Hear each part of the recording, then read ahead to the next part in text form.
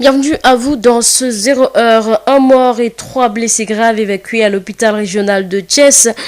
C'est le bilan de l'effondrement de l'usine 3MD Énergie de Khodoba. Des difficultés notées dans les secours. Une enquête est ouverte par la gendarmerie Babacar Ndao. Le premier bilan fait état d'un décès et 3 blessés graves admis à l'hôpital régional El Hadj Ahmed Sakhir Ndiéguène de Thiès. L'effondrement de l'usine 3MD Énergie de Khodoba, de l'avis de ce témoin, relève d'une négligence. Et on a vu que le drame a été énorme parce qu'actuellement c'est un bâtiment de deuxième étage qui s'est effondré sur des ouvriers. Mais on sait que c'est un drame pénible pour les populations. Depuis 13 heures, les autorités sont là, les équipes de secours sont là, les sapeurs-pompiers, la gendarmerie fait son travail. Mais malheureusement, on n'est pas encore arrivé à nos fins parce qu'il y a toujours des blessés ou des morts sous le décombres. À vue, on constate que le bâtiment a été très mal construit. Les normes ne sont pas respectées.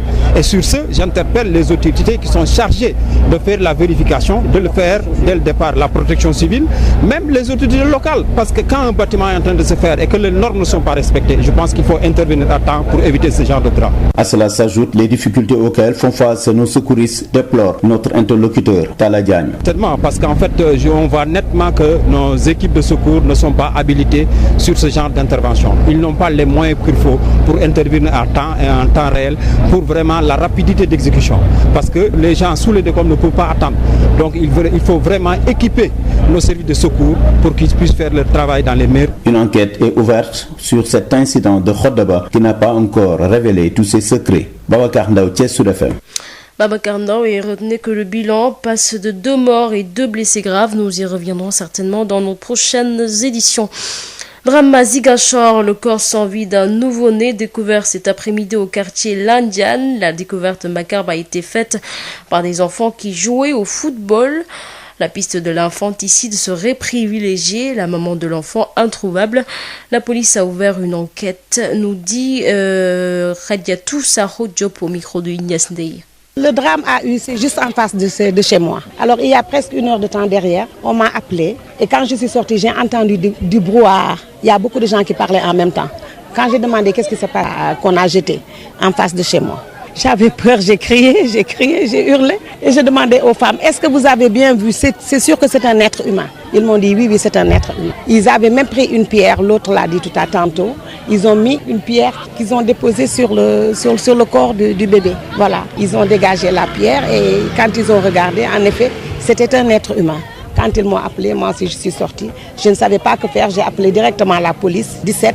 On n'a pas répondu, j'ai appelé la Badiane Gorfa Cissé qui à son tour a appelé le préfet. Le préfet qui a appelé la police et les sapeurs-pompiers. Comme les sapeurs tardaient à venir un peu, moi je les ai appelés. Quand je les ai appelés, ils m'ont dit qu'ils ont déjà eu l'information et qu'ils étaient en route. Et voilà qu'ils sont là. L'enfant, d'après les dires des femmes qui étaient là, c'est un prématuré. D'après ce qu'ils ont dit, parce que moi vraiment je ne l'ai pas vu comme ça. Ils ont dit que c'est peut-être un prématuré et que ce n'était pas aujourd'hui aussi. L'enfant doit faire peut-être 48 heures ou 24 heures ici. C'est très difficile. En tout cas, c'est pas du nouveau. C'était pas aujourd'hui. Cet enfant n'est pas né aujourd'hui. Parce qu'ils ont dit que ça a commencé à être putréfié. Mais ils ne peuvent rien dire. Ils font une enquête. Ils posent des questions. Ils posent des questions et que nous aussi, nous qui sommes du quartier, devons savoir, essayer à savoir exactement ce qui s'est passé. Parce que nous ne pensons pas que cette personne-là est du quartier. Parce qu'il ne l'a pas enseveli. Il ne l'a pas mis dans un carton. Il l'a mis sur le sable. Comme ça ne doit pas être une personne du quartier.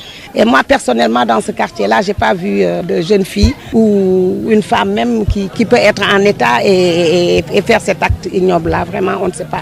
Dieu seul sait. Nous allons essayer de voir, mais on ne pense pas que la femme-là soit du quartier, vraiment. Alors là, c'est la première fois. Le transfert des eaux de l'usine KMS3 vers les canalisations va bientôt démarrer, c'est-à-dire commencer à envoyer l'eau dans les canalisations, a fait savoir ce mercredi le directeur général de la SONES, ce qui nous fait espérer que d'ici la fin du mois de mars, l'eau pourra profiter aux populations de Thiès, Mbour et Dakar, a-t-il dit. Le directeur de l'hydraulique Alun Kali Gaye s'est également dit satisfait du niveau d'exécution des travaux qui était à 97% et qui a également pris part à la visite à l'usine KMS3 des membres du conseil d'administration de la SONES. KMS 3, dont la construction a démarré en avril 2018, est présenté comme le plus important ouvrage hydraulique du Sénégal. L'infrastructure est bâtie dans une localité située au bord du lac de Guiers, d'où est prélevé l'essentiel de l'eau courante de Dakar et de certaines zones urbaines. Sud FM di leen jox xibaar yu gaaw te dëggu.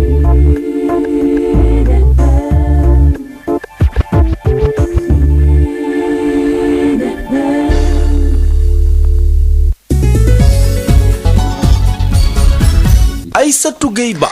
jërë ngeen jëf ci teewlu mi ca Thiès benn nit daal nay ñàkk bakkanam ña ca des daal say jëlee ay gaañu yu métte ba ñu daal di leen sax rawale ca l'hôpital régional bu Thiès gannaaw bu usine 3MD énergie daal di mabbe daanu nag fële ca Xodduba ci daanu boobee nag sapeur pompier amoon ay jafe-jafe ngir am jumtukaay yi mën a tax liggéey bi mën a yemb gendarmerie sax daal nay tijji aw l'enquête. Babacar Ndaw.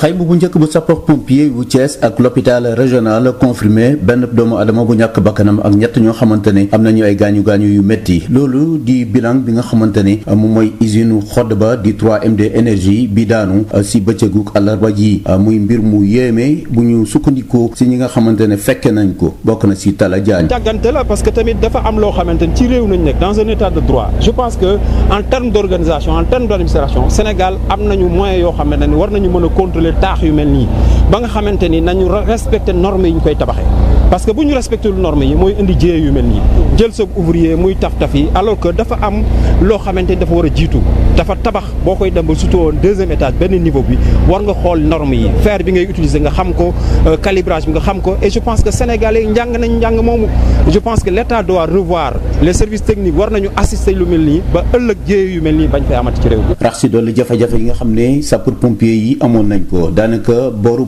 tisbaar ba juróom benn waxtu ngir mën a am ay jumtukaay ngir génn ñi nga xamante ne ñoom ñoo nekkoon si biir usine boobu jafe woon na Talla Diagne di si yokk nag ne nguur gi tey jii woon na gën a dooleel ñi nga xamante ne ñoom ñooy sapeur pompier yi. waaw effectivement ci gis-gis sapeur pompier yi ñoo ngi leen di sant di leen gërëm ay jàmbaar nañu mais gis nañu tamit ku ne lañ la jox ngay mën a liggéeyee te actuellement li fi am boo leen xoolee ils sont pas préparés parce que dañu obligé jël ay privé ñu indi seen i grue sapeur pompier yi war nañu am équipement parce que effondrement bâtiment du lu bees ci réew mi kon nag war nañ leen a équiper ba bu bâtiment daanoo ñu teel a def seen liggéey parce que bëgg nañ def seen liggéey ñoo ngi ak seen cawarte ñoo ngi fi mais amuñu moyens yu ñu ko defee loolu tax état bi war na gën a équiper les forces de sécurité war a équiper les sapeurs pompiers ba lu mel ni bu amee ñu war ko mën a teel a def parce que 1h ba 18h ay nit nekk fi ñu leen di génne te mënaguñ leen a génne te sapeur yaa ngi fi amuñu jumtukaay yu ñu liggéeyee je pense que loolu état bi war na ci gën a góorgóorlu. l'accident bu usine Xodba 3MD énergie mbir bu yéeme ba enquête lu bineen ko si di xaar nag fan la ñuy situer responsabilité yi Babacar Ndaw Thiès Sud FM.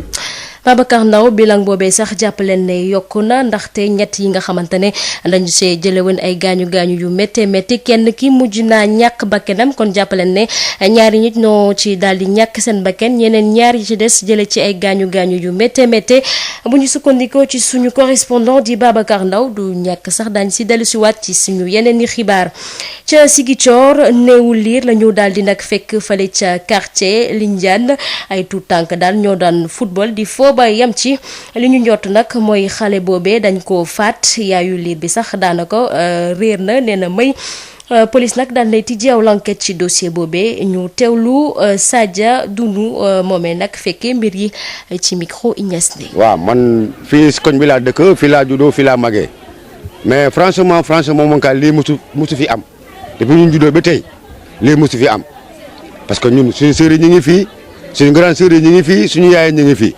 bon nga lii daal day yàq tur quartier bi daal mais franchement ñun suñu sœur yi mel ñu noonu lii mun na am kenn jógee benn quartier mu ñëw def sa action bi bon lii li moom si tur quartier bi lay tilimal daal. ci ñi ko gis ak ñi ko dégg lan lañ leen wax mat na matul prématuré. voilà bon xale moom kay franchement moom kay xale moo ko gis xale bu ndaw fii lañ daan football mais xale bi daal matul waaw daf ko dugal daf ko lëma si sagar rek mu jël brique bi rek teg ko ci kawam rek dem yoonam.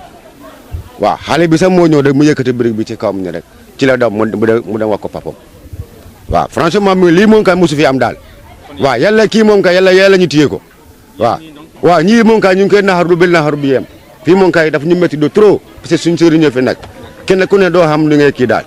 usine KMS 3 fii lekk njeexitalu weeru mars bi dina tàmbali seddale ndox mi ci diwaanu Thiès Mbour ak Ndakaaru ki ko xamle nag di directeur SONES gannaaw ba mu doon amal ab ndoxu nemmeeku ca usine boobee liggéeyu usine KMS 3 nag ñu ngi ko tàmbali woon nag ci avril 2018 lim ñu xamal itam mooy bu lépp yembe 1 million ci ay nit daañ mën a am ndox comme ni mu ko waree. mbokk yi fii daal la ñu yem ak yéen ci xibaar yi di leen jaajëfal bu baax ci seen noon beeg seen rajo di fi tàttaani xibaar yi Aïssatou Gueye Ba moo nekkoon ci kàddu gi ñu gërëm bu baax a baax kii di Assane Thioune moom mee nekkoon ci machine bi léegi-léegi seen émission taal leen lamp yi ak Sidi Gueye